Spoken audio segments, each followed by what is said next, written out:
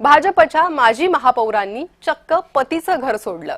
Ticket न मिळाल्यानं पती डेहनकरांची बंडखोरी, पतीनं अपक्ष उमेदवारी मागे घ्यावी म्हणून पत्नीनं थेट माहेर गाठलंय। माजी महापौर अर्चना डेहनकरांनी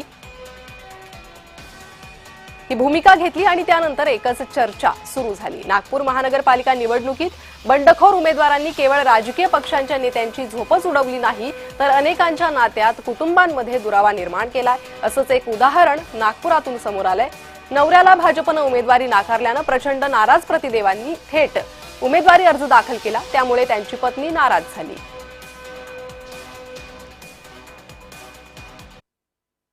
पार्टीला उमेदवारी मागण्यापर्यंत योग्य आहे की तुम्ही तुमचा हक्क आहे तो, पण जर पक्षाने ठरवलेलं आहे की आता हे 4 उमेदवार दिलेले आहे आणि या 4 भारतीय जनता पक्षाचे उमेदवार आहे, तर आता आपल्याला त्याच्यासाठी काम करायला पाहिजे, कमळाच्या फुलाकरता काम करायला पाहिजे, भारतीय जनता पक्षाकरता काम करायला पाहिजे। म्हणून तुम्ही फॉर्म भरू नका, म्हणजे फॉर्म मागे घ्यायचा तर विषय अजून नाही, भरूच नका मी त्यांना म्हटलं।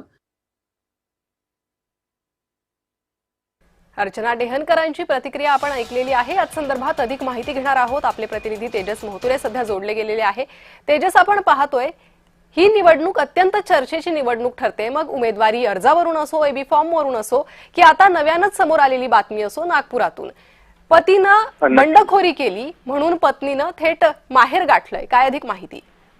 नक्कीच आपण जर बघितलं असेल तर नागपूर महानगरपालिका ही हाय व्होल्टेज महानगरपालिका म्हणून आता ओळखू लागली आहे, कारण की या महानगरपालिकेत बघितलं असेल अर्चना डेहनकरचे अनेक वर्ष भाजपच्या कार्यकर्ता राहिलेले आहेत, नगरसेविका राहिलेल्या आहेत आणि महापौर सुद्धा राहिलेले आहेत। त्यांचे पती आहेत विनायक डेहनकर, हे सुद्धा भाजपचे एकनिष्ठ कार्यकर्ते राहिलेले आहेत। या अगोदर जर बघितलं असेल तर विनायक जे डेहनकर आहेत ते भाजपच्या वेगवेगळ्या पदावर जे आहेत ते भाजपमध्ये काम करत होते। आता या महानगरपालिकेच्या निवडणुकीत जे आहे ते त्यांना कुठेतरी भाजपने संधी दिली नाही, त्यांची उमेदवारी जी आहे ते कापली आणि एका अर्थाने ते एका सामान्य कार्यकर्त्याला उमेदवारी दिली। यावरून जे आहे ते अर्चना डेहनकर आणि त्यांचे पती जे विनायक डेहनकर या दोघांमध्ये वाद हा जो आहे झाला आणि त्या संपूर्ण वाद जर बघितलं असेल तर आता हा विकोपाला सुद्धा गेलेला आहे। थेट अर्चना डेहनकर यांनी जे आहे ते आपले सासर सोडले आणि थेट आता माहेरमध्ये गेलेले आहेत, कारण की त्यांनी आपले पती देवाला सुद्धा समजवण्याचा प्रयत्न केला की यावेळी जे आहे ते आपल्याला एका अर्थाने पक्षांसोबत राहायचे आहे आणि जो कोणी जे पक्षाने उमेदवार दिले आहेत त्या उमेदवाराला आपण विजय करून आणायच्यात। मात्र विनायक डेहनकर यांनी कुठलीच जे आहे पर्वा न करता एका अर्थाने उमेदवारी अर्ज जे दाखल केले आहे, बंडखोरी केलेली आहे। त्यामुळे एका संपूर्ण याच्यात जर बघितलं असेल तर